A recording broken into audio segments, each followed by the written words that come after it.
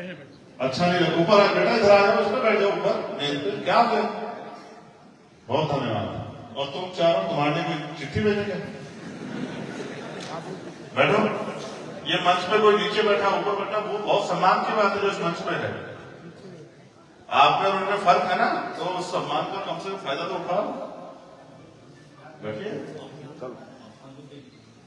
बैठो। देखो ऐसे धीरे धीरे अनुशासन मध्य मीडिया के साथी भी देख लो, धीरे धीरे अनुशासन हमारे यहाँ बन रहा है। सामने वाले लोग अनुशासित हो गए, पीछे वाले लोग अनुशासित हो गए, अब ठीक। अब आपको अपनी जगह से नहीं हिलना, लेकिन मेरे साथ आज की सभा को संबोधित करने से पहले मैं भारतीय संविधान की प्रस्तावना पढ़ूंगा। आप मेरे साथ अपनी जगह पर बैठ के उसको दोहराएंगे। ये एक संकल्प है बाबा साहब अम्बेडकर की आजीवन जो उन्होंने संघर्ष किया, ज्योतिबा फुले साहू जी महाराज ने जो संघर्ष किया, उसके फल के स्वरूप में जो संविधान में मिला, उसकी प्रस्तावना को मैं पढ़ूंगा और उस संविधान को बचाने का, लोकतंत्र को बचाने का संकल्प हम लोग लेंगे।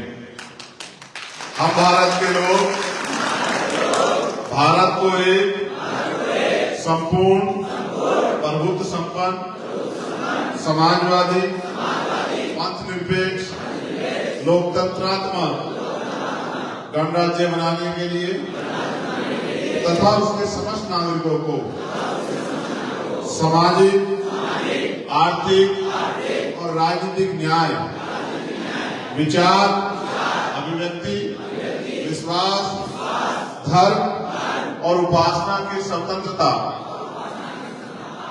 प्रतिष्ठा और अवसर की समता प्राप्त कराने के लिए तथा उन सब में व्यक्ति की गरिमा और राष्ट्र की एकता और अखंडता सुनिश्चित करने वाली बंधुता बढ़ाने के लिए दृढ़ संकल्प होकर अपनी संविधान सभा में आज तारीख 26 नवंबर 1949 ईस्वी को इत्तेदार द्वारा इस संविधान को अंगीकृत, अधिनियमित और आत्मर्पित करते हैं। प्रिय, अब मैं अपनी बात रखूंगा। यहाँ उपस्थित एक विशाल जन समूह के रूप में मेरे परिवारजनों, मेरी बहनों, माओ, बच्चियों, छोटे भाइयों, मेरी सेम एज के भाइयों, सम्मानित बड़े जो मुझसे हैं परिवार में, उनको इस मंच पर उपस्थित हमारे जिले से लेके मंडल, विधानसभा और उन्नाव जिले के सभी भीम आर्मी आजाद समाज पार्टी के सभी सम्मानित नेता, प्रदेश से चल के मेरे साथ आए हमारे सीनियर नेता डॉक्टर आकिब साहब,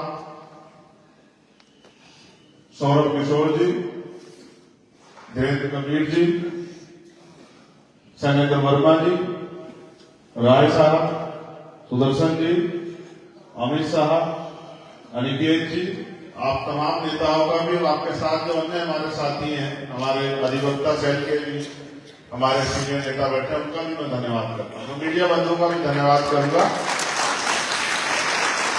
और सबसे ज्यादा धन्यवाद मैं करूंगा उन भाइयों का जो खड़े होकर मेरी बात को सुन रहे हैं।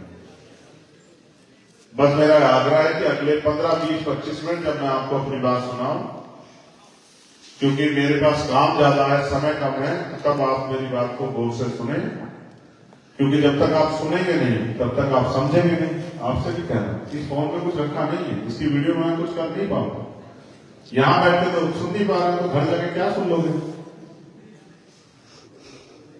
समझे? जब अध्यापक कक्षा में पढ़ाता है तो जो बच्चा इधर उधर देखता है, बाद में जब पेपर आता है ना तो फिर वो इधर उधर देखता है, क्योंकि जब मास्टर पढ़ा रहा था तब तो वो अपने आप को जो है स्वामी विवेकानंद समझता है कि भाई तू तो बिना पढ़े सब कुछ जान जाएगा। तो अगर मैं जो तुम्हें सिखाऊंगा वही तो तुम जाके आगे बताओगे। भाई हमारी पार्टी में तो आपका मोदी और राहुल गांधी मैं ही हूँ, क्यों भाई? इसके अलावा है क्या बताओ? नहीं है ना? तो आपकी पार्टी में तो जो कुछ भी है आपके यहाँ, अभी तो आपने मुझे बना रखा है। जब मैं कमजोर पड़ जाऊंगा फिर कोई और नेता तो हमारे यहाँ बहुत हो गए, लेकिन आमिर भाई जैसे और तमाम सीनियर नेता हमारे यहाँ, लेकिन एक लिस्ट मेरे पास है जो यहाँ के हमारे नेताओं की है। रुपेश कुमार रावत जी, बहन पूजा गौतम जी, राजेंद्र गौतम जी, सुनील गौतम जी, सुजीत गौतम जी, रामकुमार गौतम जी, डॉक्टर सुनील कुमार रावत जी, जितेंद्र कुशवाहा जी, सुभाष गौतम जी, सुनील कुमार गौतम जी, शशिन्द्र कुमार गौतम जी, यतीन्द्र चौधरी जी, चांद आलम जी, राज गौतम जी, अजीत गौतम जी, मोनू रावत जी, प्रधान अब्दुल कादिर जी, प्रेम रावत जी डॉक्टर साहब, और हमारे छोटे भाई और समय समय पे हमारी हर बात पे पहरा देने वाले अरविंद राजवंशी जी, जिनके सानिध्य में, जिनके नेतृत्व में आज का एक कार्यक्रम आयोजित हो रहा है। और मैं पुनः तुरंत धन्यवाद दूंगा आप सब लोगों का जो आप अपना कीमती समय निकाल के यहां आए। बहुजन समाज में जन्मे सभी संतों, गुरुओं, महापुरुषों को कोटि कोटि नमन करता हूं। नमन करने के पीछे मेरा एकमात्र उद्देश्य ये है कि उन सभी महापुरुषों ने अपना जीवन, अपनी सुख सुविधाएं त्यागे, त्याग, संघर्ष, बलिदान, समर्पण, अपने जीवन का सारा समय हमारे लिए निछावर किया, जिसकी वजह से आज हमें देश में हक, अधिकार, स्वाभिमान, सम्मान का जीवन मिला। मैं याद करता हूं महामानव तथागत बुद्ध, संत श्रोमणी सद्गुरु रविदास जी महाराज, गुरु नानक देव, भगवान वाल्मीकि महाराज, गुरु कबीर, गुरु घासीदास, नारायणा गुरु, संत गाडगे जी महाराज, राष्ट्रपिता ज्योतिबा फूले, छत्रपति साहू जी महाराज, डॉक्टर बाबा साहब अम्बेडकर, ईवी पेरियार रामानायकर स्वामी, प्यारेलाल यादव, बाबू जगदेव प्रसाद कुशवाहा, जननायक कपूरी ठाकुर, महामना राम सुवर्मा, बाबू शिव दयाल चौरसिया, संतराम बी प्रजापति, कोतवाल धन सिंह गुर्जर, चौधरी चरण सिंह, चौधरी महाराज सिंह भारती, सब छोटू राम, मान्यवर दीना भाना वाल्मीकि और मान्यवर काशीराम साहब को नमन करता हूं। बहुत महापुरुषों की संख्या तो बहुत है, बहुत एक बड़ी लिस्ट है जिनका योगदान है इस देश की आजादी से लेके और बहुजन समाज के साथ जो गुलामी थी उस आजादी में। लेकिन क्योंकि मैंने जिन महापुरुषों का नाम लिया उनका योगदान ज्यादा है, इसलिए मैंने उनका नाम आपसे लिया कि आप घर जाके इनको पढ़ें। बहुजन आंदोलन में काम करने से पहले हमें 3 चीजों को जरूर अपने मन में धारण करना चाहिए। पहली, कि हम पे उच्च स्तर का ज्ञान होना चाहिए। ज्ञान कहां से मिलेगा? जो व्यक्ति आज दुनिया में नहीं है, क्योंकि मृत्यु कटल सत्य है, जो पैदा उसको जाना है, उसको कहां से जानोगे? उसको जानने के लिए हम पे लिटरेचर, उनकी किताबों, उनके द्वारा लिखी गई किताबों, इतिहास में। और बाबा साहब अम्बेडकर कहते हैं कि जो समाज अपने इतिहास में जानता हो कभी अपने भविष्य का निर्माण नहीं कर सकता है। तो इतिहास को कैसे जानोगे? उसके लिए लिटरेचर किताबें, तो उस उच्च शिक्षा जो है हमें ग्रहण करनी चाहिए। उसके साथ साथ महापुरुषों के संघर्ष का भी अध्ययन हमें करना चाहिए। कोई बहुजन मिशन में आगे बढ़ना चाहता है, काम करना चाहता है, समाज को तैयार करना चाहता है, तो पहले उसको तैयार होना पड़ेगा। उसके लिए 3 महापुरुषों को उसको हम बहुत महत्वपूर्ण तरीके से पढ़ना चाहिए, जिनमें राष्ट्रपिता ज्योतिबा फूले, डॉक्टर बाबा साहब अम्बेडकर और मान्यवर काशीराम, 3 ऐसे रहबर महापुरुष हैं जिनको पढ़े बगैर आप अपने जीवन में कोई भी लक्ष्य हासिल नहीं कर सकते बहुजन मूवमेंट में, अगर आपने उनको नहीं पढ़ा। क्योंकि जब आप उनको पढ़ोगे, उनके जीवन को, जीवन दर्शन को आत्मसात करोगे, तो आपको एहसास होगा कितनी कठिन परिस्थितियों में उन्होंने इस आंदोलन को सींचा। जब मैं ये लिस्ट मुझे दी गई तो हमारे सम्मानित नेता ने मुझसे कहा कि आप इस लिस्ट को मत पढ़ो। उसका कारण एक ये था कि इनमें से जिन लोगों के नाम नहीं लिए जाएंगे उनको नाराजगी हो जाएगी कि मेरा नाम नहीं लिया, उसका आरोप मेरे ऊपर आएगा। तो मैं समझता हूं कभी हम फोटो पे लड़ते हैं कि भाई मेरा फोटो नहीं है अपने जिलों में, मेरा नाम अखबार में नहीं आया, मुझे कुर्सी पे नहीं बिठाया, मेरे साथी को नहीं बुलाया। हम इन सब चीजों पे लड़ते रहते हैं। जिला स्तर पर मैं चीजें देखता हूं, मेरे सामने भी आ जाती है। मगर ये लड़ाई तब तक है जब तक आप मिशनरी नहीं बने।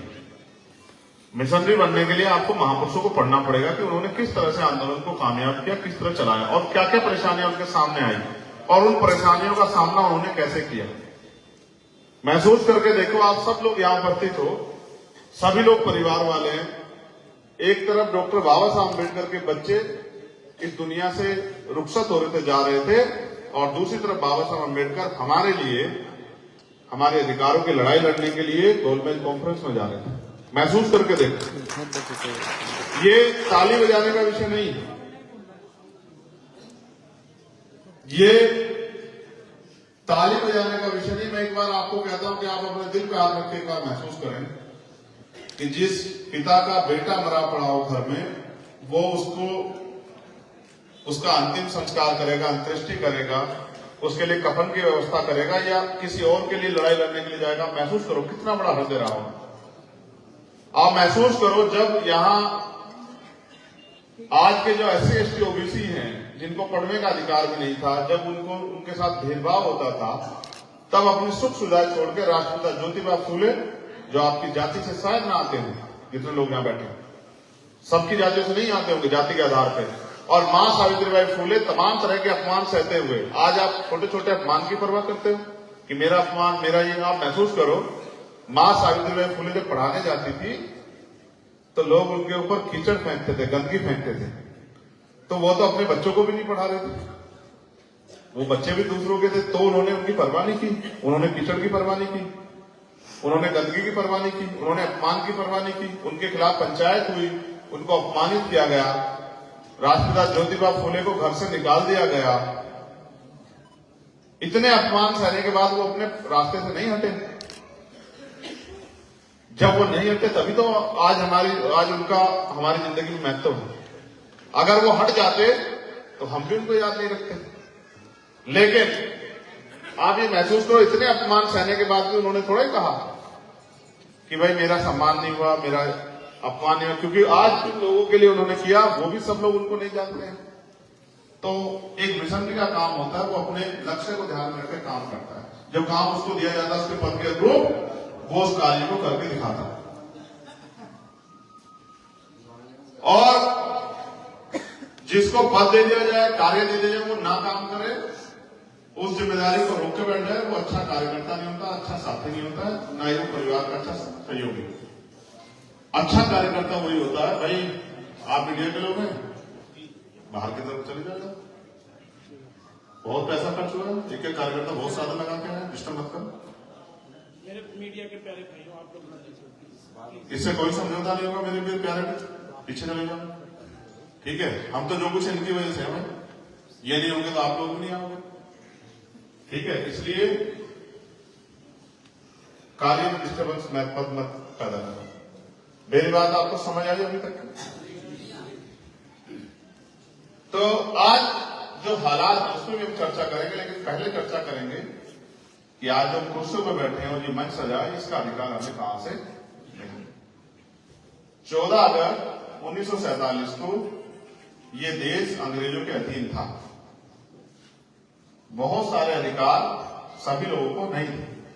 15 अगस्त 1947 को हम लोग आजाद हुए, लेकिन 14 अगस्त को जिसकी जेब में 2 रुपए थे, 15 अगस्त को उसकी जेब में 100 रुपए नहीं हुए। 14 अगस्त को जिसकी घर 1 गज जमीन नहीं थी, 15 अगस्त को उसको कई बीघे जमीन नहीं मिली। 14 अगस्त को जो व्यापारी नहीं था, जिस पे व्यापार नहीं था, 15 अगस्त को व्यापारी नहीं मिला। 14 अगस्त को जो अशिक्षित था, वो 15 अगस्त को अशिक्षित, वो शिक्षित नहीं हुआ। यानी कि आजादी मिली। उस आजादी में जो लंबे समय के अधिकार विहीन समाज चल रहा था, उस समय के कानून के हिसाब से उसको वास्तविक आजादी नहीं मिली, क्योंकि उसको राजपाट, धन, धरती, बिजनेस में हिस्सेदारी नहीं। फिर इस देश में कि ये सारी सुविधाएं कैसे लोगों तक पहुंचे, उसके लिए डॉक्टर बाबा साहब अम्बेडकर ने, जिस दिन मैंने आपको संविधान का सुनाया प्रस्तावना, संविधान को सौंपते हुए संविधान सभा से एक निवेदन किया, एक शंका जाहिर की, एक आग्रह किया, जो मैं आपसे कर रहा हूं। उन्होंने कहा कि आज हम विरोधाभास की जिंदगी में कदम रख रहे हैं।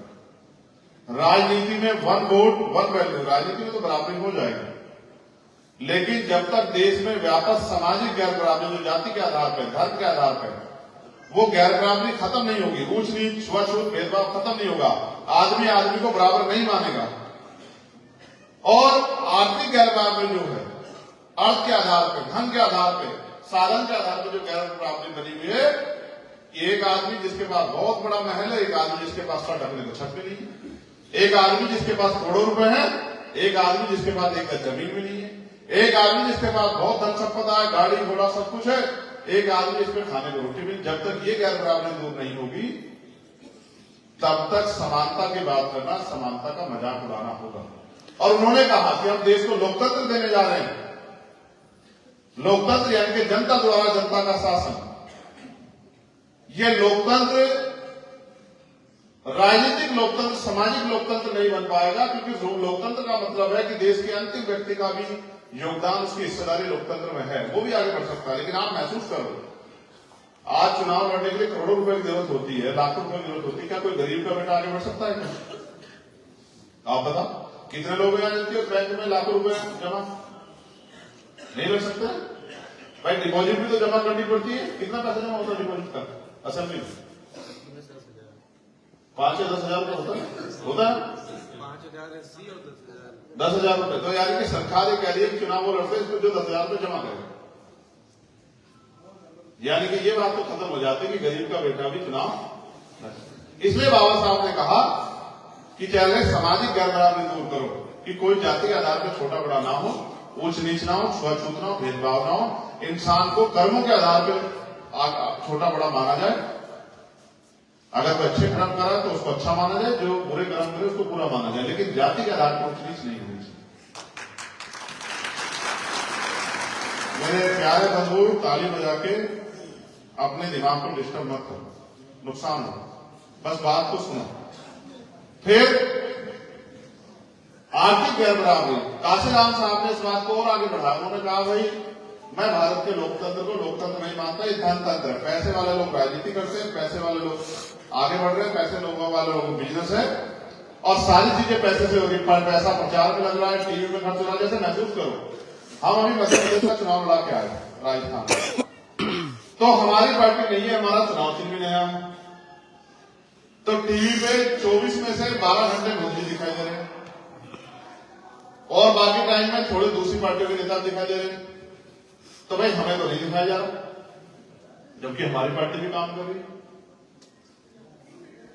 उनके रेडियो पे भी ऐड आ रहे हैं, उनके बड़े बड़े बैनर पोस्टर भी लगे हुए हैं, उनके तो और तमाम तरह के प्रचार हो रहे हैं, अखबार के पहले पेज पे उनका वो आ रहा है, एडवर्टाइजमेंट, विज्ञापन। तो जैसे हमारी नई पार्टी और हमको पैसे नहीं चुनाव लड़ने के लिए, तो ऐसा थोड़ा ही हमसे चुनाव आयोग कहेगा कि चंद्रशेखर भाई आपकी नई पार्टी है तो आप 1 महीना ज्यादा प्रचार कर लेना, आपका रिजल्ट 1 महीने के बाद निकाल देंगे, ऐसा थोड़ा होगा। भाई जितना समय हमें उतना उनमें वो तो हेलीकॉप्टर लेके उड़ जाएंगे, जहाज लेके दूसरी जगह जाके सभा कर लेंगे, तीसरी जगह जाके सभा कर लेंगे, सरकारी बैंक में उनके लिए सभा तैयार कर देगा, सब कुछ हो जाएगा। हमें तो सारा पैसा जुटा के करना है, हम पे तो ऐसा नहीं कि परमानेंट हेलीकॉप्टर हमारा घूम रहा है, तो हम तो उनके मुकाबले नहीं दौड़ सकते, लेकिन वो दौड़ सकते हैं। तो इसलिए आज की राजनीति में उनका मुकाबला करने के लिए हमें अपनी तैयारी को मजबूत करना चाहिए। आप यहां वो लोग बैठे हैं जो तमाम तरह की मुसीबतों से पीड़ित है, अपने महापुरुषों के आंदोलन को कामयाब करना चाहते हैं, जिनके मन में ये पीड़ा है कि जो भी देश में गलत हो रहा है, जो भी गैर बराबरी देश में है, वो गैर बराबरी खत्म होनी चाहिए। और इसलिए आप यहाँ बड़े पैमाने पे इस सभा को, जिला स्तरीय सम्मेलन को सफल बनाने के लिए आए हैं। अब हम बात करेंगे आज के हालात को। ये बात मैंने आपको तब बताई जब लोकतांत्रिक व्यवस्था इस देश में हुई, लोकतंत्र आया। और लोकतंत्र क्यों आया, इस बात को भी समझ लो। लोकतंत्र इसलिए आया कि जो अधिकार और सुविधाएं, सुख सुविधाएं लोगों तक नहीं पहुंची, उसके लिए एक लोक लेखा समिति बने, प्रदेश स्तर पे, केंद्र के स्तर पे, राष्ट्रीय स्तर पे। और वो लोक लेखा समिति जो जनता द्वारा टैक्स का पैसा इकट्ठा होता है, उस पैसे को जनता को तक पहुंचाने का काम करे, जिससे हर आदमी को सुख सुविधाएं और स्वाभिमान सम्मान का जीवन मिल जाए। और उसमें आरक्षण का प्रावधान भी हो कि हर जाति वर्ग के लोगों को भी मौका मिल जाए, वो भी आ जाए। जिससे कि वो अपनी बात पार्लियामेंट में असेंबली में रख सके। फिर ये और बढ़ावा हुआ 1952 में, जब पंचायत राज आया, यही सरकारें छोटी होकर गांव में बनने लगी, गांव में प्रधान बनने लगा, नगर पालिका नगर पंचायत में चेयरमैन बनने लगे, पार्षद सभासद बनने लगे। उनका उद्देश्य ये था कि जो विकास का कार्य, जो सुख सुविधा लोगों तक नहीं पहुंच रही, वो कैसे लोगों तक पहुंचाया जाए, इसके लिए समितियां बन जाए। इस प्रस्ताव के साथ आया और बाबा साहब अम्बेडकर को विश्वास था कि जो हजारों साल की गुलामी, चाहे वो गरीबी के रूप में हो, चाहे वो छुआछूत के रूप में, चाहे बेबसी के रूप में हो, चाहे महिलाओं के साथ अन्याय के रूप में हो, चाहे किसानों की समस्या के रूप में हो, चाहे अच्छे मकान ना होने के कारण हो, चाहे अच्छे रोजगार ना होने के कारण हो, चाहे जमीन ना होने के कारण हो, ये सारी गैर बराबरी, ये सारे दुख हम लोग एक दिन में खत्म कर सकते हैं, क्योंकि लोकतंत्र का मतलब है जिनका वोट होगा उनका राज। आज हम पे वोट है लेकिन राज हमारा नहीं है। जिनका राज नहीं होता, काशीराम साहब कहते हैं, उनकी बहन बेटियों को अन्याय अत्याचार सहना पड़ता है, उनका अपमान होता है, उनके घर भी जलाए जाते हैं, उनकी जमीन भी लूटी जाती है, उनको बेइज्जत भी किया जाता है, उनके अधिकार भी छीने जाते हैं और वो कुछ कर भी नहीं पाते। जैसे आज की सरकार है, आप अपने अधिकारों के लिए सब बात रखने जाओगे तो सरकार के साथ में पुलिस आपको 2-2 लाठी मार के एक मुकदमा आपके खिलाफ कर देगी। पत्रकार भी सुरक्षित नहीं है। कई पत्रकार मैंने देखे मीडिया के, यहाँ तो हमारे जिले के स्तर के पत्रकार हैं, वो हमारे दिल्ली वाले पत्रकार मुझसे कहते रहते हैं, भाई चंद्रशेखर भाई ये हमारा मामला भी उठा दो, तो मैं उनको कहता हूँ चलो उठा दूंगा। वो कहते हैं भाई हमें, बहुत सारे पत्रकार थे जिन्होंने अपनी नौकरियां छोड़ दी, बड़े बड़े चैनल से दूसरे चैनल में चले गए। कुछ लोगों ने ऐसा माइक पकड़ लिया कि भाई जमीन बेच के सौदा नहीं कर पाएंगे। अभी कई सारे एनडीटीवी और तमाम पत्रकार ने छोड़ा, कहा भाई ये तो गलत काम करवा रहे हैं, हम गलत काम नहीं करें। तो इस तरह की स्थिति देश में आ गई। और आज तो स्थिति ऐसी है कि आप महंगाई पे, बेरोजगारी पे, गरीबी पे, बेबसी पे, अधिकारों पे कोई बात नहीं कर सकते, क्योंकि जब भी आप ये बात करोगे तभी भाजपा के लोग, जिनकी सरकार है, क्योंकि अगर कुछ कोई सवाल आपका जवाब ना देना हो तो सीधे धर्म की बात करने लग जाओ। जब भी आप अधिकारों की बात करोगे वो एकदम से कहेंगे आप धर्म विरोधी। मैं ये पूछना चाहता हूं कि भाई आप कौन होते हैं धर्म का ज्ञान देने वाले? धर्म आदमी का व्यक्तिगत विशेषाधिकार है। यहाँ बैठे अनेक धर्मों के लोग हो सकते हैं, इस मंच पर भी अनेक धर्मों के लोग हो सकते हैं। वो किसी धर्म को माने, कोई राम में आस्था रखे, कोई कृष्ण में आस्था रखे, कोई बुद्ध में आस्था रखे, कोई खुदा में आस्था रखे, कोई जीसस में आस्था रखे, कोई वाहिगुरु में आस्था रखे, ये उनका अपना धर्म है, इसको आप छीन नहीं सकते। आप इस पे पाबंदी भी लगा सकते। यही तो भारतीय संविधान देता है। जैसे मैंने जो प्रस्तावना आपको पढ़ के सुनाई, अगर आपने उसको समझा हो, उसका एक एक शब्द जो है इस देश के हर व्यक्ति की सुरक्षा करता है और उसकी सुरक्षा सुनिश्चित करता है। जैसे संविधान कहता है कि उपासना की स्वतंत्रता, कि हर व्यक्ति को अपने धार्मिक आयोजन करने की स्वतंत्रता है, वो अपनी पूजा पाठ कैसे करे, चाहे कोई मस्जिद में जाकर नमाज पढ़ के करे, चाहे कोई मंदिर में जाके अपना धार्मिक पाठ करके करे, चाहे वो चर्च में जाके अपने जो वहां के उनके ईश्वर खुदा है जीसस को याद करके करे। ये आजादी संविधान देता है, अवसर की क्षमता देता है कि चाहे वो किसान का बेटा हो या राष्ट्रपति का, उसको भी अवसर की क्षमता है। लेकिन पिछले कुछ समय में निजीकरण बढ़ा, बड़े बड़े स्कूल खड़े हो गए जिसकी फीस 5,000 रुपए, आपके यहां भी होगा कोई, आपके आसपास 5,000 रुपए फीस है, 10,000 रुपए फीस है। बड़े बड़े हॉस्पिटल खड़े हो गए जिनकी बड़ी बड़ी फीस है। अगर सिर्फ सांस का चेक कराने चले जाओगे तो 10,000 रुपए का बिल आ जाएगा, पर्चा लेके चले जाओगे तो 500 रुपए का बिल आएगा, पर्चा देखने का लेते हैं। असल हुआ क्या है देश में कि पिछली सरकारों ने पूंजीपतियों को बढ़ावा दिया और वो सोचते हैं गरीब, अगर गरीब पढ़ लिख जाएगा, अपने अधिकारों को जान लेगा तो फिर वो अपने अधिकारों के लिए लड़ेगा। आप एक गजब की बात देखो, भारत में सारी चीज होती है भारत में, लेकिन व्यक्ति को उसके अधिकार नहीं बताए जाते कि उसके अधिकार, मौलिक अधिकार क्या है, और ये भी नहीं बताया जाता कि उसके मौलिक कर्तव्य क्या है। किन कर्तव्यों का निर्वहन उसको करना ही करना है, और ये भी नहीं बताया जाता कि उसके क्या मौलिक अधिकार है। जो बात मैंने आपको बताई, आप में से बैठे 90% लोग नहीं जानते होंगे कि देश में आपके मौलिक अधिकार क्या है। नागरिक शास्त्र के उसमें पढ़ाते थे, उसके बाद कहीं पढ़ाते नहीं। ना इस देश के संविधान को पढ़ाते। जिस देश में हर चीज संविधान में चल रही है, उस देश के नागरिकों को संविधान की जानकारी नहीं कि उनके अधिकार क्या है, उनके कर्तव्य क्या है, उनका क्षेत्र क्या है, उनकी उपलब्धि क्या है, उनका संरक्षण क्या है। पुलिस जिसे चाहे बिना एफआईआर के अरेस्ट कर लेती है, क्योंकि लोग अपने अधिकारों से जागरूक नहीं है। जिन धाराओं में गिरफ्तारी भी नहीं हो सकती जो बेलेबल ऑफेंस है उनमें पुलिस गिरफ्तार करके थाने में बिठा देती है। 24 घंटे के अंदर चालान करना पड़ता है, कोई मतलब नहीं है, 4-4 दिन बिठा कर रखती है। वही ताकतवर व्यक्ति हत्या करके रेप करके भी 6-6 महीने भी नहीं मिलता, उसको कुछ कहते नहीं। लेकिन गरीब वर्ग से अगर कोई अपराध हो जाए तो उसकी बहन को पकड़ के लाएंगे, मां को पकड़ के लाएंगे, जीजा को पकड़ के लाएंगे, भाई को पकड़ के लाएंगे बिना किसी कानून के और लाके बंद कर देंगे और अपमानित भी करेंगे। आपने देखा अभी एक घटना मैंने सुनी थी, कहां की थी वो, चित्रकूट वाले रेलवे स्टेशन पे एक बच्चा होती है ना नाराजगी, अपने परिवार से नाराज होकर चला गया स्टेशन पे और पुलिस ने पकड़ लिया। और पुलिस ने पकड़ लिया तो क्या किया कि उसको लाके वहां DRP के थाने बंद कर दिया। फिर उसका भाई उसके मामा देखने आए ढूंढने, तो उनको भी लाके बंद कर दिया। बाद में उनसे पूछा कि कौन जात हो, तो क्योंकि हमारे यहाँ जैसे सरेंद्र वर्मा लगाते हैं ऐसे ही हमारे यहाँ भी शेड्यूल कास्ट के लोगों को बहुत सारे गोत्र है, कोई वर्मा लगाता है, कोई कौशिक लगाता है, कोई द्विवेदी लगाता है, कोई कुछ लगाता है? तो उन्होंने कहा, उसके मामा ने कहा साहब फलाने वर्मा है, उन्होंने कहा वो तो रविदास है और तुम वर्मा साहब बेवकूफ बना रहे हो। तो इतना पीटा कि हाथ पैर तोड़ दिए।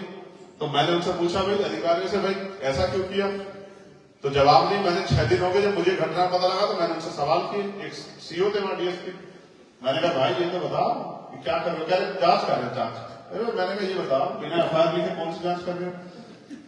तो कह रहे SP साहब ने कहा। मैंने कौन से SP साहब? कह रहे GRP के SP। मैंने कहा बताओ। उनके हाथ टूटे हुए, बोले हाँ। उनको चोट लगी, बोले हाँ। तो मैंने कहा कोई भूत आके कर गए सारे काम? भाई किसने घटना तो की है ना, तो FIR लिखो तभी तो जांच करोगे। तो कहा ठीक है जी, फिर शाम तक FIR लिख दी है। क्यों लिख दिया FIR? क्योंकि पिछले 7-8 सालों में भीम आर्मी के लोगों ने अपने संघर्ष से अपना दम पैदा किया और वो एक ऐसा दम है कि जैसे पता लगता है कि भीम आर्मी के लोग हैं तो अधिकारियों को करंट सा लगता है। मन में तो उनकी बहुत रिस्पेक्ट नहीं होती आपके लिए, लेकिन एक करंट सा लगता है कि एक ऐसी ताकत आएगी जिसका कोई पता नहीं क्या करती, इसलिए वो भीम आर्मी का नाम सुनते ही काम करने के लिए तैयार करते हैं। ठीक है, जो आदमी कल थाने के बाहर नहीं खड़ा हो सकता था, उस संगठन का worker SHO, CO, inspector, SI, additional SP से आंख में आंख मिला के बात करके अपनी बात रखता है। तो ये बात उनको समझ नहीं आती कि इतनी ताकत कहां से आती है। वो सोचते हैं ताकत चंद्रशेखर आजाद देता है, उनको नहीं पता ये सारी ताकत जो है बाबा साहब अम्बेडकर का संविधान देता है। इसलिए वो चंद्रशेखर आजाद से डरते हैं। चंद्रशेखर आजाद से उनको डरने की जरूरत नहीं, उनको डरने की जरूरत है भारतीय संविधान।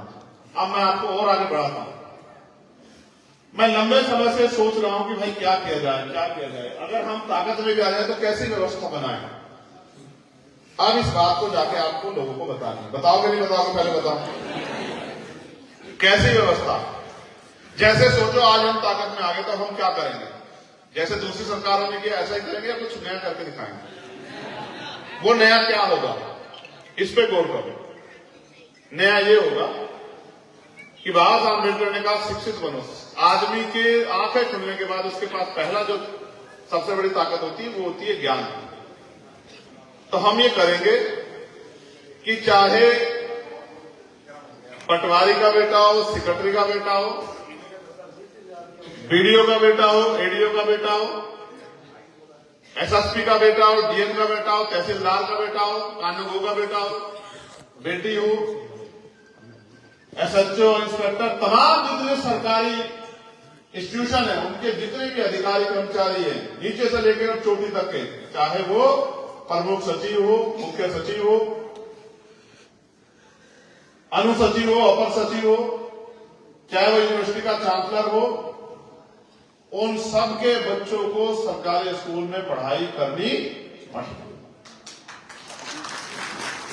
चाहे वो मुख्यमंत्री जी का बच्चा हो, राज्यपाल का बच्चा हो, चाहे मंत्री का हो, विधायक का हो, सभासद का हो, पार्षद का हो, चेयरमैन का हो, प्रधान का हो, जितनी भी छोटी से छोटी इकाई है लोकतंत्र की, जो लोग जिम्मेदारी लेते हैं कि हम दूसरों के बच्चों के लिए अच्छे स्कूल की व्यवस्था कर रहे हैं, उन सब के बच्चों को सरकारी स्कूल में पढ़ना।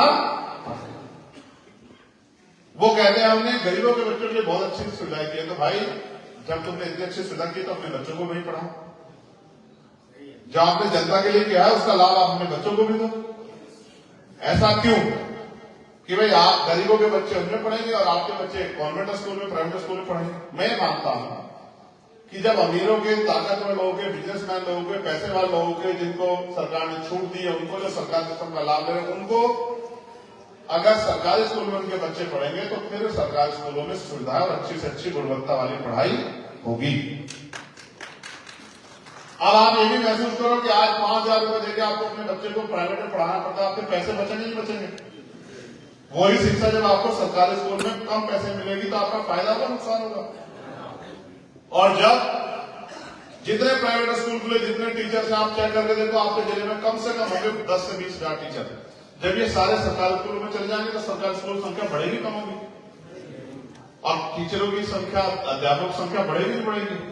क्लर्क से लेकर सारी नियुक्तियां, चपरासी तो सारी बढ़ेगी नहीं बढ़ेगी? तो सरकारी नौकरियां भी बढ़ेंगी। फिर ऐसे ही नेताजी से लेके और नेताजी विधायक अधिकारियों के जो बेटे हैं, बच्चे हैं, वो भी, उनको भी जैसे मुख्यमंत्री जी ने कहा कि अपने गोरखपुर में एम्स बनवा दिया और इलाज करवाने के लिए सब दिल्ली भाग जाते हैं, या प्राइवेट जो बड़े बड़े वहां कराते हैं। तो मेरा ही मत है, आजाद समाज पार्टी सोचती है कि चाहे प्रधान हो या प्रधानमंत्री, चाहे चपरासी हो, चाहे क्लास 1 का अफसर, उन सबके, उनके परिवार को भी, उनको भी अगर बीमारी हो जाती है तो उनको अगर इलाज की व्यवस्था हो तो वो सरकारी अस्पताल में होनी चाहिए। एक ही पलंग पर डीएम साहब लेटे हो, बीमार होने पर बराबर में किसान भी लेटा हो। तो जो डॉक्टर डीएम साहब के लिए अच्छी दवाई की व्यवस्था करेगा, वो किसान के लिए भी अच्छी दवाई की व्यवस्था। जिधर विधायक भी लेटे हुए हो बीमार होने पे, इधर एक मजदूर भी लेटा हुआ है, तो उसको भी वही इलाज मिले जो विधायक जी को, जो मंत्री जी को, जो जिलाधिकारी को, जो एसएसपी को, जो कमिश्नर को मिले। ऐसे में सरकारी अस्पतालों में अच्छी सुविधाएं आएंगी, अच्छी दवाइयां आएंगी, टाइम पे इलाज होगा, डॉक्टर मौजूद रहेगा, और जो पैसा आपकी जेब काट के प्राइवेट सेक्टर में जाता है, तो प्राइवेट डॉक्टर में जाता है, वो सारा पैसा बच जाएगा और इलाज भी बेहतर से बेहतर होगा। क्योंकि अगर आपके बारे में अच्छा सोचते हो तो जिलाधिकारी अपने बारे में तो अच्छा सोचेगा, मंत्री जी अपने बारे में तो अच्छा सोचेंगे। समझ रहे हो? दवाई भी टाइम पे मिलेगी, सुख सुविधाएं भी होंगी, साफ सफाई भी होगी नहीं होगी? और अभी जो प्राइवेट हॉस्पिटल में आप चेक कराओ, आपके यहाँ पे कम से कम 20,000 लोग होंगे जो प्राइवेट हॉस्पिटल खोल के बैठे हैं, क्योंकि जिनका सिस्टम है प्राइवेट हॉस्पिटल। ऐसे ही प्राइवेट सरकारी हॉस्पिटलों की संख्या बढ़ेगी और लोगों को सरकारी नौकरी भी। प्रयास करेंगे कि चाहे कक्षा 1 से लेकर कितनी आदमी पढ़ाई करे, वो सारी पढ़ाई इतनी आसान होनी चाहिए, चाहे वो एमबीबीएस करे, चाहे वो इंजीनियर बने, चाहे वो डॉक्टर बने, चाहे वो क्लर्क बने, चाहे वो जज बने, चाहे वो लॉ करे, चाहे वो टेक्निकल, वो इतनी आसान होनी चाहिए कि वो गरीब से गरीब व्यक्ति भी उसका लाभ ले ले। अगर कोई किसी के पास खाने के लिए आटा भी ना हो, लेकिन पढ़ाई उसके लिए इतनी आसान हो कि वो अपने बच्चे को पढ़ा सके। तो अगर कोई बहन डॉक्टर बनना चाहे, इंजीनियर बनना चाहे, आईएएस बनना चाहे, आईपीएस बनना चाहे, वकील बनना चाहे, जज बनना चाहे, तो उसको कोई परेशानी का सामना न करना पड़े पढ़ते वक्त। ठीक है? एक पुलवामा का एक हमला हुआ, आपने सुना होगा पुलवामा का हमला, मीडिया के साथियों ने सुना। भारत में पहली एक ऐसी घटना है कि इतना बड़ा हमला हुआ, इतने हमारे सेना के जवानों की शहादत हुई, लेकिन आज तक उस घटना पे कोई एफआईआर दर्ज। इतना किलो आरडीएक्स कहां से आया? उस पूरी घटना के पीछे, षड्यंत्र के पीछे कौन? जो लोग झूठे राष्ट्रवाद की बात करते हैं, उनको जवाब देना चाहिए कि इतने शहीदों की जान इस देश में मायने रखती है या नहीं रखती? अगर किसी का एक फोन चोरी हो जाए, एफआईआर होगी नहीं होगी बताओ? एक साइकिल मोटरसाइकिल चोरी हो जाए, एफआईआर होगी नहीं होगी बताओ? किसी को एक गज जमीन दबा ले तो मुकदमा दर्ज होगा नहीं होगा बताओ? इतने लोगों की, इतने साथियों की, इतने सेना के जवानों की, वीर जवानों की जान गई, लेकिन आज तक कोई जांच नहीं हुई। तो ऐसा क्या है कि भाई जांच नहीं करा रहे? ऐसा जांच में कौन फंसने वाला है? ऐसा उस घटना में किसका हाथ है? इसलिए सेना का जो दुरुपयोग हो रहा है, चाहे वो अग्निवीर के रूप में या किसी भी रूप में, मेरा यह मानना है गौर करना इस बात पर, जब तक इन नेताओं के और अधिकारियों के बच्चे सेना में नहीं जाएंगे तब तक सेना का दुरुपयोग भी बंद नहीं होगा। क्योंकि जब इनका बेटा बॉर्डर पर खड़ा होगा तो ये कोई भी पॉलिसी बनाने से पहले 4 बार सोचेंगे कि भाई मेरे बेटों को नुकसान, तो फिर ये कोई ऐसा काम नहीं करेंगे जिससे सेना के हमारे वीर जवानों की जान शहीद हो जाए। एक सबसे बड़ी समस्या ये है कि काम तो उतना ही ले रहे हैं, उतने ही घंटे ले रहे हैं। जैसे मजदूर करता है 8 घंटे काम करता है और वही काम आप किसी दफ्तर में कर लो चपरासी का, उस चपरासी को 40,000 रुपये मिलता है, मजदूर को 400 रुपये मिलते हैं। तो मेरा ये मानना है, डॉक्टर बाबा साहब अम्बेडकर ने भी कहा, देखो हमारे लोग सीवर में भी जाते हैं, मर भी जाते हैं, सफाई का काम भी करते हैं और अन्य मजदूरी काम भी करते हैं। तो बाबा साहब अम्बेडकर ने कहा समान कार्य समान वेतन। अगर आप किसी से भी, हमारी माए बहनें भी खेतों में काम करती हैं, कोल्हू में काम करती है, भट्टों में काम करती है, तमाम तरह की मुसीबतें सहती हैं, किसी के घर में काम करते हैं साफ सफाई का, तो समान कार्य समान वेतन। जितना वेतन उस काम के लिए दूसरे व्यक्ति को मिल रहा है इतना ही वेतन मजदूर को भी मिलना चाहिए। मिलना चाहिए, मिलना चाहिए, बताओ मिलना चाहिए, मिलना चाहिए। हाँ, और इस देश में जो सरकारी इंस्टीट्यूशन है उनमें 100% आरक्षण होना चाहिए। जिसकी इतनी संख्या बाहरी उसकी उतनी। मैं तो स्वर्ण जातियों का सबसे बड़ा समर्थक हूं कि उनकी जितनी आबादी है उनको उतनी, उनके साथ धोखा नहीं होना चाहिए। उनकी आबादी के हिसाब से उनको सरकारी नौकरी में व्यवस्था होनी चाहिए, होनी चाहिए, होनी चाहिए। हम तो मानवतावादी व्यक्ति हैं, हम कहते हैं 52% पिछड़े वर्ग के लोगों को 52% आरक्षण मिलना चाहिए, मिलना चाहिए, मिलना चाहिए। 25% शेड्यूल कास्ट शेड्यूल ट्राइब के लोगों को सरकारी नियुक्तियों नौकरियों में 25% हिस्सेदारी मिलनी चाहिए, मिलनी चाहिए, मिलनी चाहिए। और जो अन्य धार्मिक अल्पसंख्यक के जैसे मुसलमान है, मुसलमानों की आबादी कितनी है भाई? 18% मुस्लिमों को, क्योंकि वो भी टैक्स देते हैं देश में। इस बात को भी समझना, मैं समझाऊंगा पूरी, उनको भी 18% नौकरियों में आरक्षण मिलना। मैं आपको समझाता हूं, इस देश का जो बजट होता है वो कहां से आता है? इस देश का बजट आपसे और हमारे टैक्स से जाता है। कुछ टैक्स हम लोग स्टेट को देते हैं, वो स्टेट का बजट होता है। कुछ टैक्स जो है सेंटर को देते हैं, केंद्र को, वो टैक्स केंद्र का बजट होता है। उस पैसे को वो जनता के ऊपर खर्च करते हैं। ये तय वो करते हैं कि किस क्षेत्र के ऊपर, किस जाति के ऊपर, किस धर्म के ऊपर कितना पैसा खर्च करना है, ठीक है, जिनकी सरकार होती है। अब जब टैक्स आप हर आदमी से लेते हो तो उस हर व्यक्ति को आप सामाजिक न्याय के अनुरूप उतनी हिस्सेदारी तो दो। पाल को, प्रजापति को, कश्यप को, राजभर को, निषाद को, चौहान को, नुनिया को, चमार को, धोबी को, पासी को, कोरी को, खटीक को, जो भी जाति आपने जाति के आधार पर बना के लोगों को बांटने का काम किया, उन सब लोगों की हिस्सेदारी संख्या के आधार पर होनी। क्योंकि मेरा यह मानना है कि अगर इस मंच पे कोई मुसलमान नहीं है तो इस मंच से मुसलमानों के विषय में कोई बात नहीं, उनके हितों के लिए तो नहीं हो सकती। इस मंच में अगर कोई ईसाई नहीं है तो ईसाइयों के विषय में कोई बात इस मंच से नहीं हो सकती।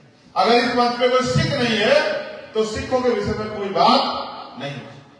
अगर कोई अन्य पिछड़े वर्ग का प्रतिनिधि मंच पर नहीं है और उसको अवसर नहीं मिला तो अन्य पिछड़े वर्गों के लोगों के बारे में कोई बातचीत नहीं हो सकती। इसका मतलब जब आपके बीच का व्यक्ति वहां नहीं होगा तो आपके लिए कोई बात नहीं। इसलिए आप सबका जिसकी इतनी संख्या उसके हिसाब से प्रतिनिधित्व वहां जाता है। उसके लिए क्या है, क्योंकि नौकरियां भारत में नौकरियां सरकारी 2% है, 98% प्राइवेट सेक्टर है।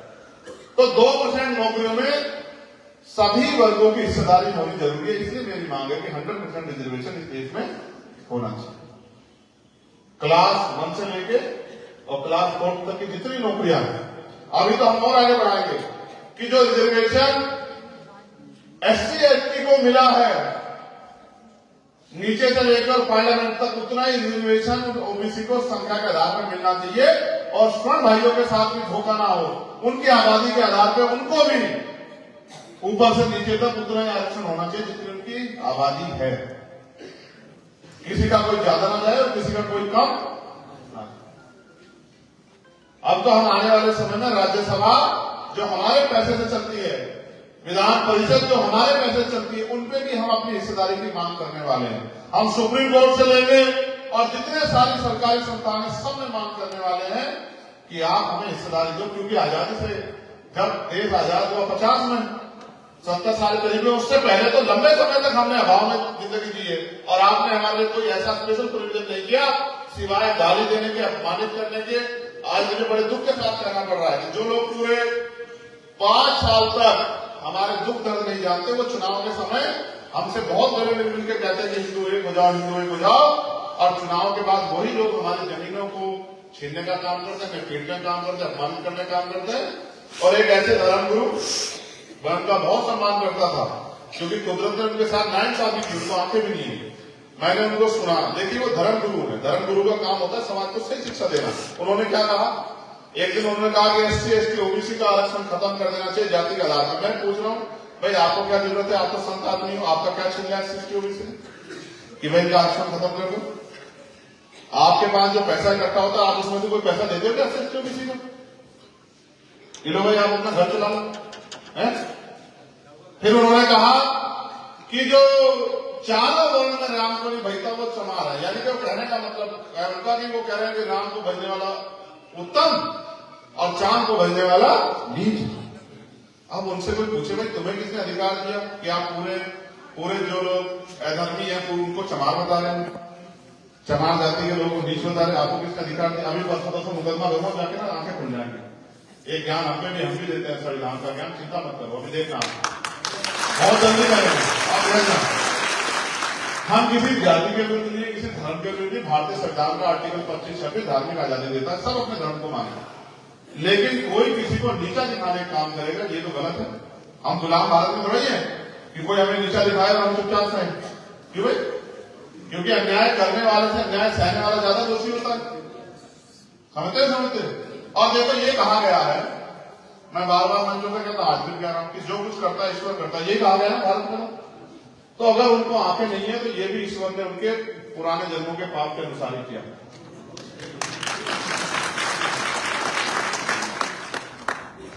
अगर उन्होंने पुराने जन्म में कुछ ऐसे पाप अपराध नहीं किए होते तो कुदरत उनकी आंखें नहीं चलती, हमें तो नहीं आती। ये नहीं, जो जैसे कर्म करेगा उसको वैसा मिलेगा। हम तो उन्हीं के अनुसार कह रहे हैं, हम कुछ अलग तो लाई नहीं। तो मेरा ये मानना है एक सबसे बड़ी समस्या जो आज चुनौती बन गई है सब लोगों के सामने, वो ये है कि बाबा साहब अम्बेडकर ने अपने 4 बच्चों को कुर्बानी देकर वोट का अधिकार दिया नहीं दिया? जब वोट का अधिकार दिलाने लोग कहते हैं कि भाई वोट का अधिकार उनको मिलना चाहिए, धरना सेठ है कोई कहता उनको मिलना चाहिए, लगान देते कोई कहता उनको मिलना चाहिए, जो व्यापारी है कोई कहता उनको मिलना चाहिए, जो बहुत पढ़े लिखे कोई कहता उनको मिलना चाहिए जिनके पास जागीर है। तो डॉक्टर बाबा साहब अम्बेडकर ने कहा कि जब चंद लोग फैसला करेंगे तो वो लोकतंत्र नहीं होगा। लोकतंत्र तब होगा जब हर व्यक्ति तय करेगा कि उनका नेता कैसा हो, उनका जो है उनकी बात रखने वाला व्यक्ति कैसा हो। तो उन्होंने सुनिश्चित किया तर्क के आधार पर कि लोकतंत्र ऐसा होगा जब हर बालिग व्यक्ति वोट देगा। पहले वोट देने की उम्र थी कितनी थी? 21 साल। सुन लो, कितने साल? फिर घट के वो राजीव गांधी जी की सरकार में कितनी हुई? 18 साल। अब 18 साल का व्यक्ति को बालिग माना जाता है, ठीक है। 21 साल का व्यक्ति इस देश में IPS IAS बन जाता है, 22 साल का, 21 साल का, और वो जिला चलाने में योग्य हो जाता है। और एक विधानसभा चलाने के लिए कहते हैं कि 25 साल का होना चाहिए कम से कम। बहुत धोखा चल रहा है। इतना हमारे को संघर्ष में हम लोग ऐसे हो जाते हैं, लाठी उठी खाने बगल में झेल के और टूटे फूटे हो जाते हैं, तब तक हमारा अवसर आता है। अभी सब ठीक करना है तो वो आराम से होगा। तो इसलिए जो हमारे पास गुलामी को काटने का अधिकार वोट के रूप में दिया, उस वोट की चोरी ईवीएम द्वारा होगी। बहुत दिन से लोग मुझे कह रहे भैया मैं बोलते नहीं हूँ। देखो भाई मैं वकील आदमी, वकील हुई नहीं पता है, नहीं पता। तो वकीलों का काम ऐसा नहीं कि वो फ्री में कहीं सर मारते थे, ठीक है। वकील सोच समझ के काम करता। मैंने कहा 50 लोग अगर किसी काम पे आंदोलन करने खड़े हो जाएंगे तो उससे कोई सरकार को कोई फर्क। तो पहले में जनमत तैयार करना।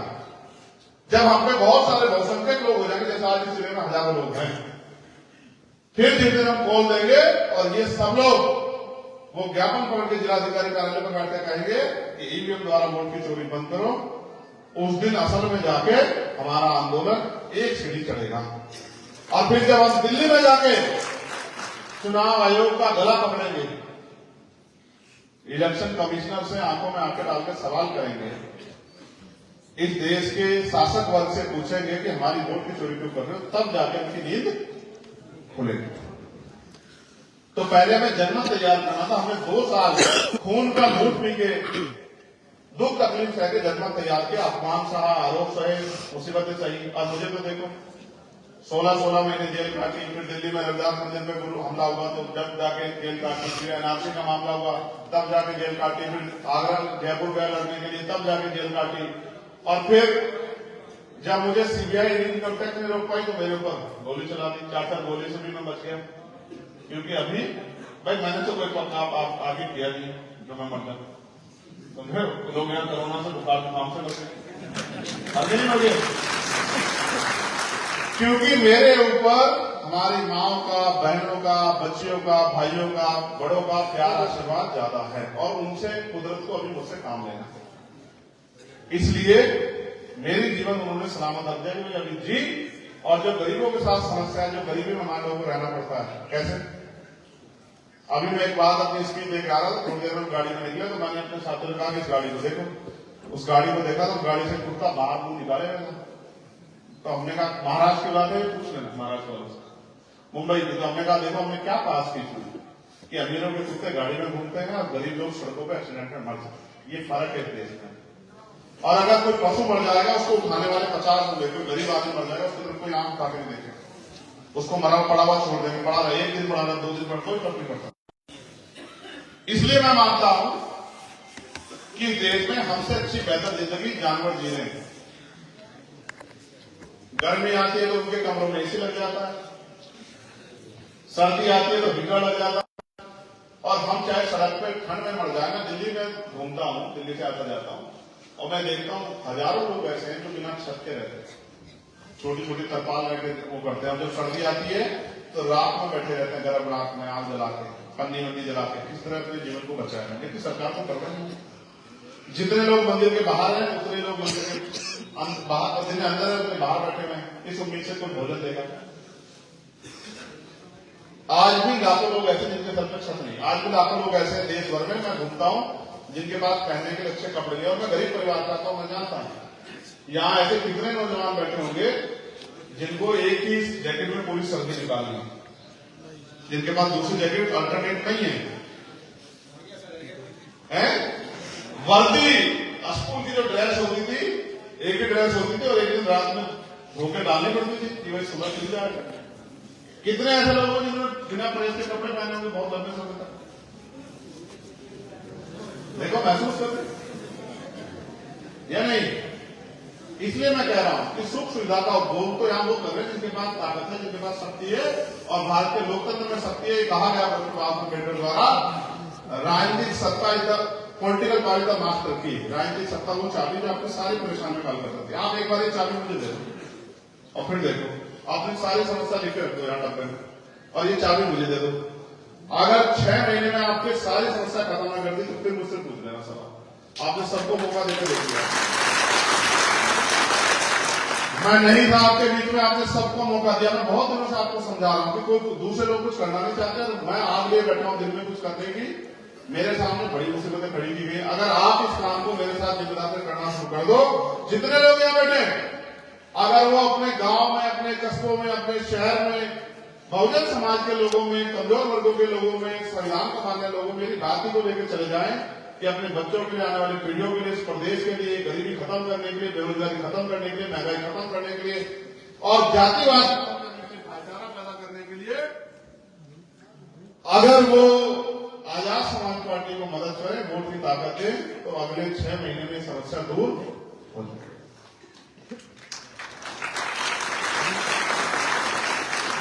अब क्या तो आप नहीं करना चाहते, आपको जिंदगी पसंद आ गई, इसलिए फिर आप मेरी बात में पहरा नहीं देते। अगर आप मेरी बात को मान के काम करने लग जाओ ना वालों, तो मैं लिख कर देता हूं कि जब 27 में मौका आएगा आपके पास, तो उत्तर प्रदेश में आप इतने ताकतवर होंगे कि आप इधर से एक छोटा सा फोन कर देगा कोई झूठ को, तो सच को सारे काम हो जाएगा। समझ रहे?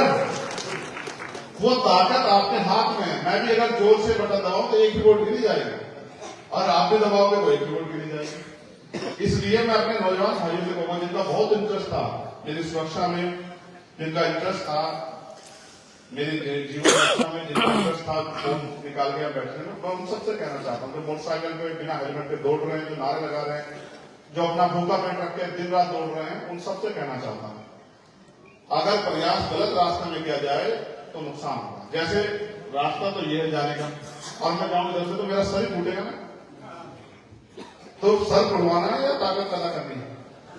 ताकत पैदा करनी है तो फिर मन में एक सपना पैदा करो, जो अच्छी पढ़ाई कर रहे हैं वो अच्छी पढ़ाई करो, और जो पढ़ लिख के बेरोजगार घूम रहे वो मेरा साथ दो और गांव गांव जाके लोगों को तैयार करने में मदद कराओ। क्योंकि आपका प्रचार तो ना तो कोई बहुत बड़ा मीडिया करेगा, ना अखबारों में आएगा, ना टीवी चैनल पे चलेगा, ना ही कोई बहुत प्रचार के साधन होंगे। आपको तो अपने छोटे छोटे साधनों से प्रचार करना, कोई साइकिल से, कोई मोटरसाइकिल से, कोई गाड़ी से।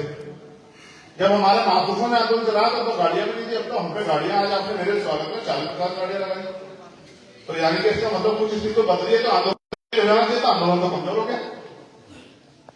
ऐसा होता है जब आदमी का पेट बढ़ जाता है तो उसका काम करने का मन वो लापरवाह हो जाता है। हमारे साथ ऐसा ही हुआ, जब हमें अवसर मिले, अधिकार मिले, तो हमारा कुछ लोगों का पेट बढ़, जिसका पेट बढ़ गया वो घर में पड़ के सो गए, गरीब बेचारा सड़क पर लड़का।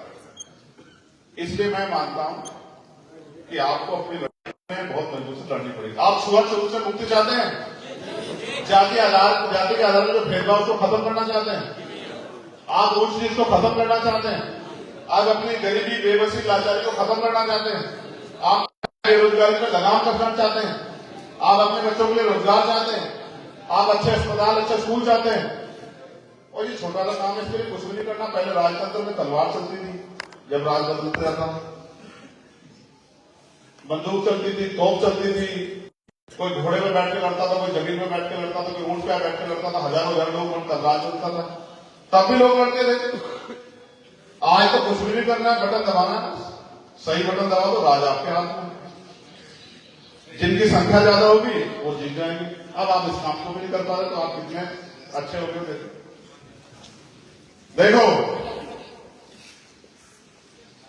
प्रचार प्रसार नहीं है, एक तो अपने अंदर व्यवहारिकता पैदा करो। क्या पैदा करो?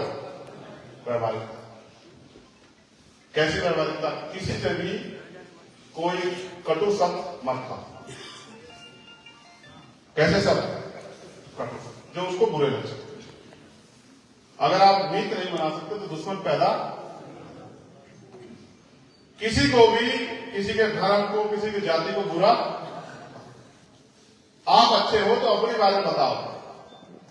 जैसे जो बुद्ध को मानते हैं, जो रैदास को मानते हैं, वो अपने बारे में बताएं कि बुद्ध ने पंचशील दिया है, और जो पंचशील का पालन करेगा उसको दुनिया में